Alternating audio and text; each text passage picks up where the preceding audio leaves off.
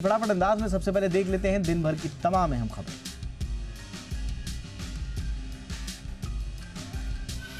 छत्तीसगढ़ के बीजापुर में सुरक्षा बलों के काफिले पर नक्सलियों ने बड़ा हमला किया। हमले में 8 जवानों समेत एक ड्राइवर शहीद हो गया। वाहन में डीआरजी यानी कि डिस्ट्रिक्ट रिजर्व गार्ड के जवान सवार थे, जिन्हें निशाना बनाते हुए नक्सलियों ने आईईडी ब्लास्ट किया। आपको बताएं कि विस्फोट से लदे वाहन को सुरक्षा बलों के काफिले के पास उसको विस्फोट कर दिया गया, जिससे वाहन के परखच्चे उड़ गए। हमला इतना खौफनाक था कि विस्फोट वाली जगह एक बड़ा गड्ढा हो गया। जानकारी के मुताबिक बीजापुर में सुरक्षा बलों की टीम अपना ऑपरेशन पूरा करके वापस लौट रही थी जब नक्सलियों ने उन्हें निशाना बनाया। प्रधानमंत्री नरेंद्र मोदी ने आज वीडियो कॉन्फ्रेंसिंग के जरिए देश को कई रेल परियोजनाओं की सौगात दी है। पीएम ने जम्मू रेलवे डिवीजन और तेलंगाना में चारलापल्ली न्यू टर्मिनल स्टेशन का उद्घाटन किया। इसके अलावा पूर्वी तट रेलवे के रायगढ़ रेलवे डिवीजन भवन की आधारशिला भी रखी। इस दौरान पीएम मोदी ने कहा कि 2025 की शुरुआत से ही भारत कनेक्टिविटी की तेज रफ्तार बनाए हुए है। उन्होंने कहा कि पिछला एक दशक भारतीय रेलवे के ऐतिहासिक परिवर्तन कर रहा है। रेलवे इंफ्रास्ट्रक्चर में एक बड़ा बदलाव आया है, इससे देश की छवि बदली है। बिहार पब्लिक सर्विस कमीशन की प्रारंभिक परीक्षा को रद्द किए जाने की मांग को लेकर आमरण अनशन कर रहे जनसुराज के संस्थापक प्रशांत किशोर ने ऐलान किया है कि जेल से भी उनका अनशन जारी रहेगा। आपको बताएं कि आज सुबह करीब 4 बजे भारी संख्या में गांधी मैदान पहुंची पुलिस उन्हें धरना स्थल से उठाकर अपने साथ ले आई थी। बेल बॉन्ड भरने से इनकार करने के बाद कोर्ट ने उन्हें न्यायिक हिरासत में जेल भेज दिया। प्रशांत किशोर को पटना सिविल कोर्ट ने 25,000 के निजी मुचलके पर जमानत दी, लेकिन पीके कंडीशनल बेल पर राजी नहीं हुए।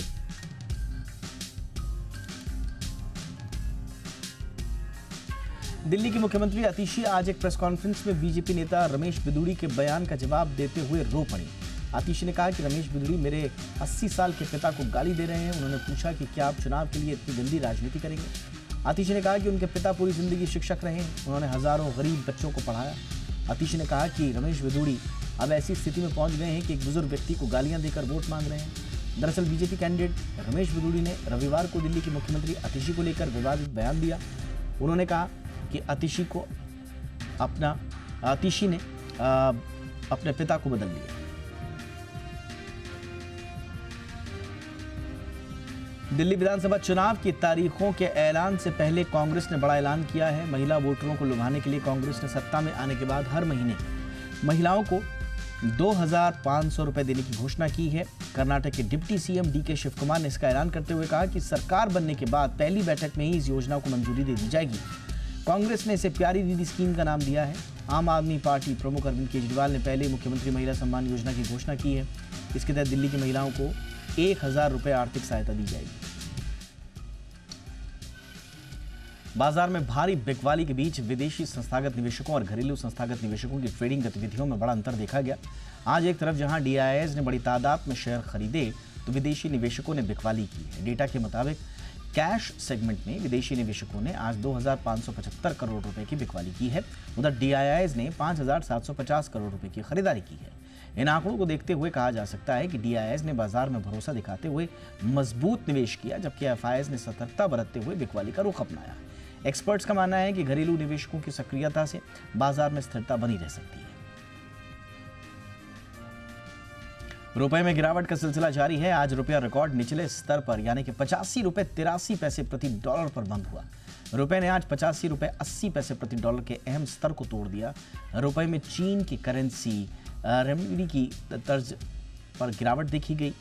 रुपए में गिरावट के प्रमुख कारणों में कमजोर ग्लोबल संकेत, मजबूत डॉलर इंडेक्स, यूएस का 10 ईयर यील्ड काफी ऊपर होना, युआन में गिरावट के साथ साथ क्रूड के बढ़ते दाम, एफपीआईज की तरफ से भारी बिकवाली को माना जा सकता है। रुपया पिछले साल एशिया में सबसे स्टेबल करेंसी रही थी, लेकिन ये कई रिकॉर्ड निचले स्तर पर पहुंच गई है।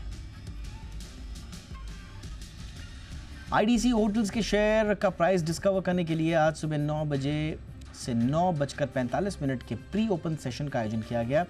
10 बजे के बाद आईटीसी के शेयरों में सामान्य कारोबार शुरू हो गया। स्पेशल ट्रेडिंग सेशन के अंत में आईटीसी का शेयर प्राइस एनएसई पर 26 रुपए एडजस्ट होकर 455 रुपए 60 पैसे पर खुला।